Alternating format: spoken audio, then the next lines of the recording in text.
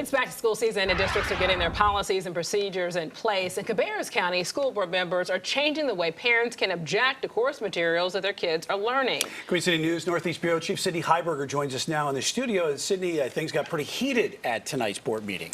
Yeah, that's exactly right. And the reason that they think things got so heated is because the board chair, Holly Grimsley, said much of that debate stemmed from confusion. She said many parents think that this new policy makes it easier for the school to ban books, when in reality, she believes that this policy just sets a new standard for the district to review course materials. Now, under this new policy, if a parent has a concern about course material, they request a reconsideration form from the principal and the superintendent. That form can then be discussed by a reconsideration committee comprised of staff, parents, and students.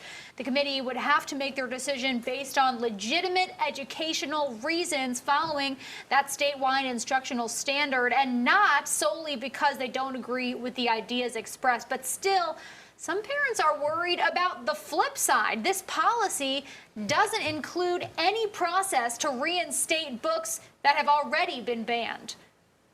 We understand that the policy contains safeguards to ensure that the book is carefully considered before removal.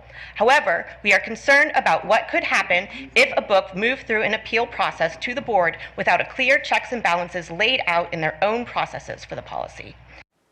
Now, tonight's vote was only the first read, but the board did make a special exception. They're going to temporarily allow this policy to take effect before their second vote to allow for the first day of school. So if I'm a parent and I have these materials that are in question, what happens to these materials while that review process is going on?